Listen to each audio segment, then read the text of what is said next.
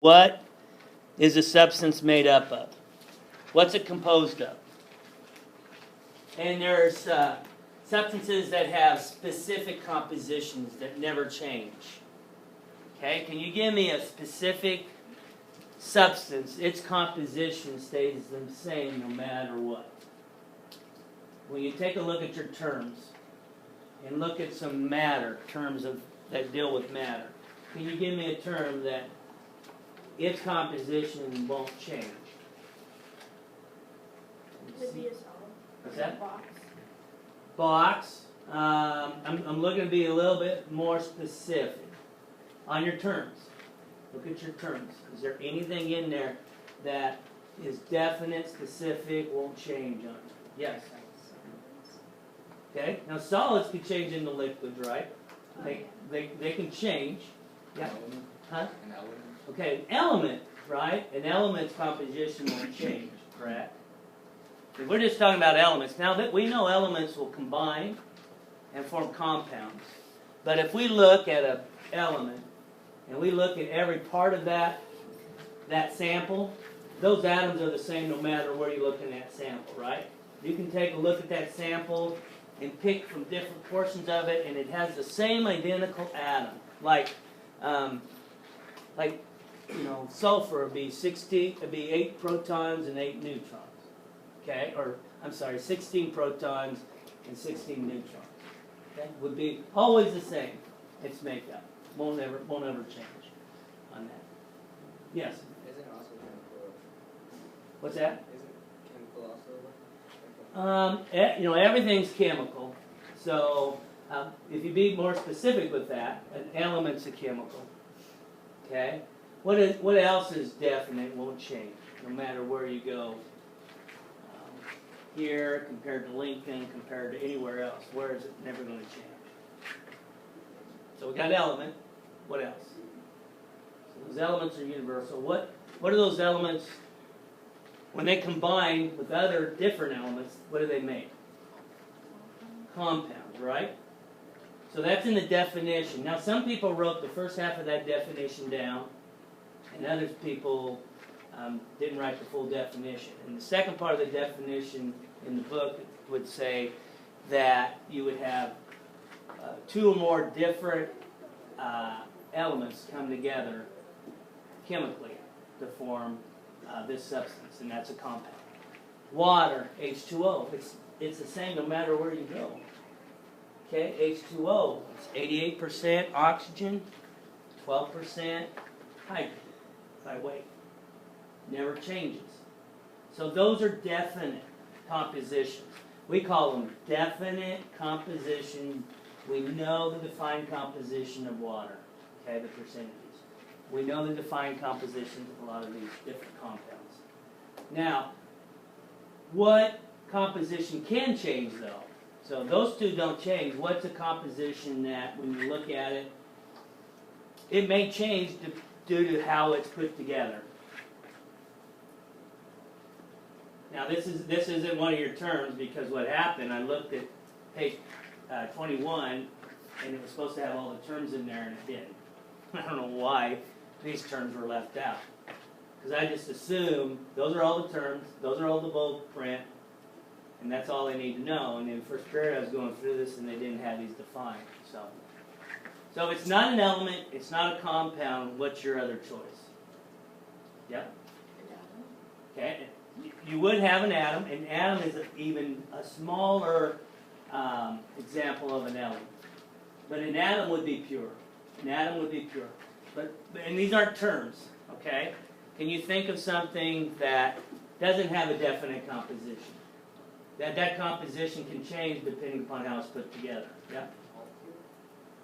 Molecules are examples of both elements and compounds. So that molecules are specific. They are exact. I'm going to tell you what it is. Mixture. Have you heard of mixtures before? Okay. They're all mixtures going to be the same composition. Like when you drink orange juice, when you mix it up, is it always the same composition? Like sometimes it's pretty dilute. Other times it might be pretty concentrated depending upon how you mix the water in, right? Okay, so does that change? How about salt water? Can you have some salt water that's really salty and then some that's kind of, it's hard to tell? Okay, so mixtures don't have a definite composition, all right? They can change. Mixtures can change. Now, and there's two types of mixtures. So what I want you to do, I'm going to put a chart up here, but before I put the chart, I need you to define 4 words that weren't on page 21. Okay? They start on page 11 with mixture. Okay? Mixture. And then, on the next page, they tell you there's 2 types of mixture. Now, write those, define those, 2 types of mixtures. And then on the top of, I think it's 13, there's going to be this term called a pure substance. So, if I was paying attention, I would have added that to page 21 and had you do it. Okay? So you got mixture. Mixture is not a definite composition, meaning that composition can vary depending upon how you mix the 2 things together. Okay? So, like, for example, this is a mixture back here, right? This is a mixture. Alright? And what I could do is I could take half of this and half of this, and what happens to your mixture? Yeah, what happened to the color? What's that? Kind of, well, it would turn lighter, right? It might have looked like, but it turned lighter. You could tell it was more dilute. Okay? So we'd have a more diluted mixture, is what we'd have on that. Okay? So again, page 11, isn't it page 11? Yeah. Mixtures. Page 12, you have heterogeneous, homogeneous mixture. And in page 13 at the top, you have a pure substance. And we're going to use that in our diagram up here.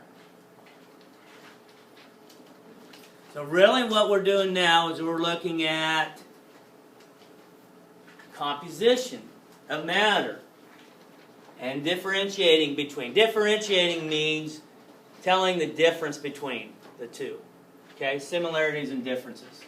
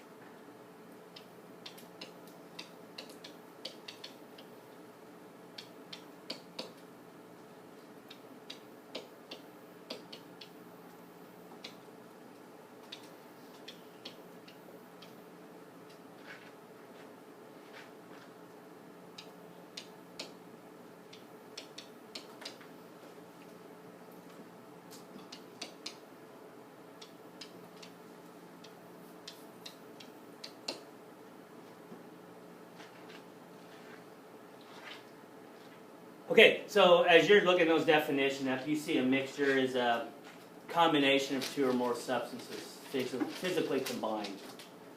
Okay, so you're combining 2 or more substances, and they continue to have their what? So after they're combined, do they lose their properties? No. No. They still have the same.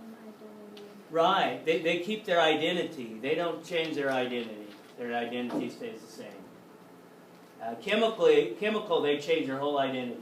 It's a whole different ballgame. Okay? All right?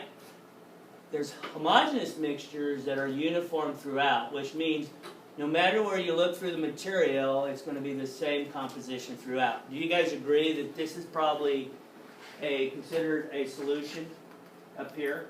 Yeah. Because no matter where I look, it's the same color.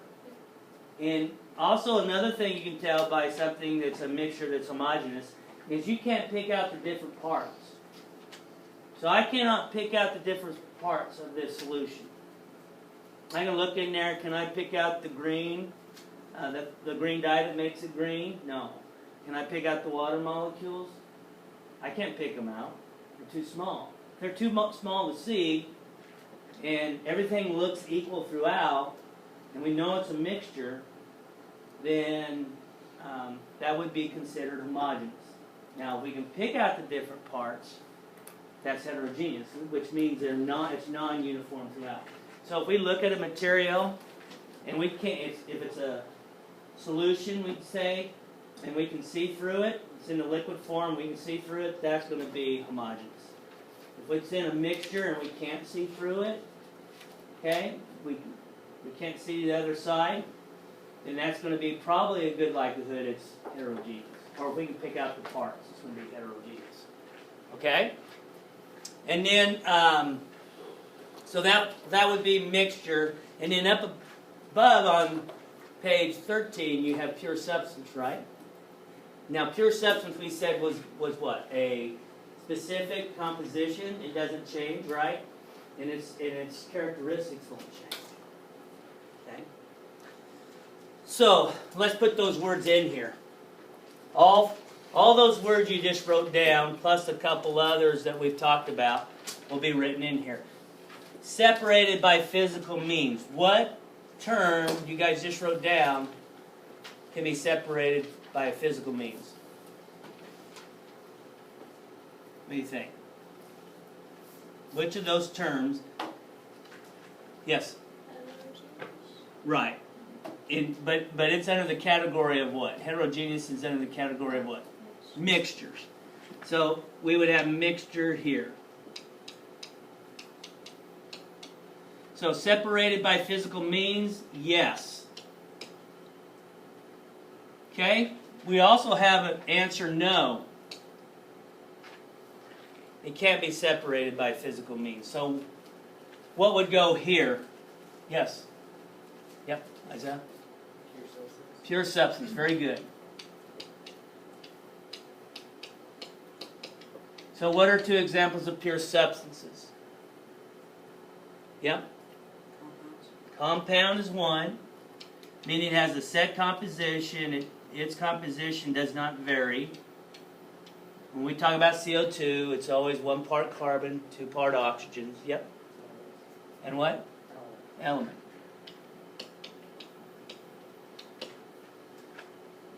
Now, which of these can be separated by a chemical reaction?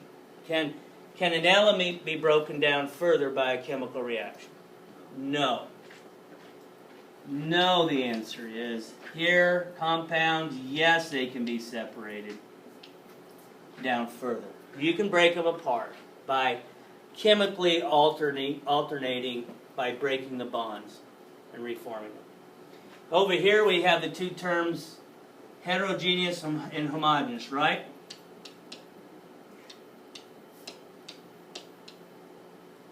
I didn't make my circle big enough, so I'm going to go outside. A lot of times homogeneous mixtures are called solutions. So you write solutions in there. And then this would be heterogeneous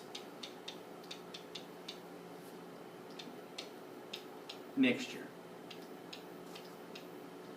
So the question is it uniform throughout? Which one's uniform throughout? Homogeneous or heterogeneous? Homogeneous, same. Okay? So this answer would be yes, and this answer would be no. So there's our 4 categories. So here, in about 5 minutes, we're going to give you an opportunity to differentiate between those four when you're given a list of a type of matter. So let me give you some lists and we'll practice it. Okay? So, the first one on the list I'll give you is carbon dioxide. Where do you think that would fit? Carbon dioxide, CO2. Yep. What's that? Yeah, but which of the four of below? Compound. You guys agree with that? CO2. We know there's 1 part carbon, 2 part oxygens. That's a definite composition that never changes. Okay? What else? A lot of times we give chemical formulas for them. What else? Its composition doesn't change. You know the formula of it or you know the name of it.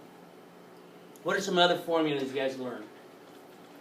Biology. Anything else?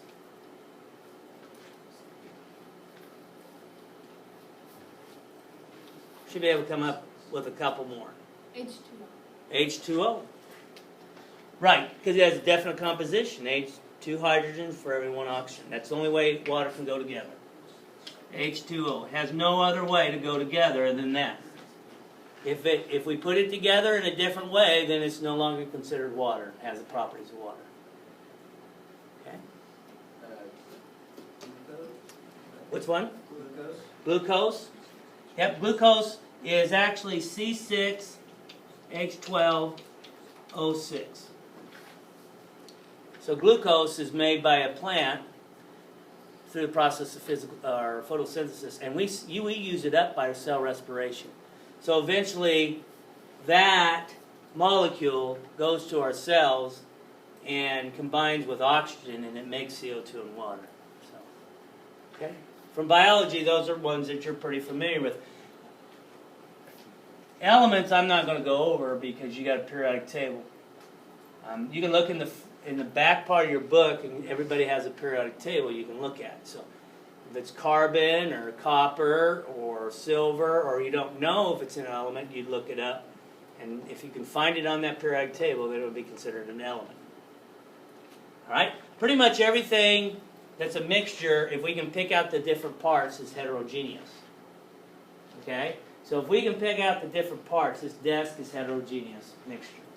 It's kind of a goofy example, but we can pick out the plastic, and we can pick out the metal, and we can pick out the different parts of it. So if we can pick out and visually see the different parts, then that's considered heterogeneous. If we cannot see the separate parts, and it looks equal throughout, the example I always give is my ring is not a pure substance. Because if it was pure gold, what do you know about pure gold? Well, it'd be pretty expensive, and I can't handle anything that expensive. So, this is made up of 2 metals. You know what the metals are? Isaiah, you know what? It depends on what it is, but I'm pretty sure it's nickel. Could be nickel and gold, could be silver and gold. Okay? And I'm pretty sure this is silver and gold. And it'll tell you like 14 karat. 14 karat tells you how much of it, out of 24 carats, you can figure the percentage would be gold. And why do they put the silver in there? You guys know? Yeah, gold is really malleable. It's kind of like that lead back there. Did you guys kind of bend that lead and cut it? Gold is even more malleable than that, I think. And so it wouldn't be any good because they just keep on bending in that. And the silver is put in there so that it still looks, pretty, but it also has hardness to it. Silver has a lot of hardness. Nickel has a lot of hardness that gold doesn't, and so that mixture allows it to have gold along with that. So this is called an alloy. Okay, and an alloy is a metal mixture.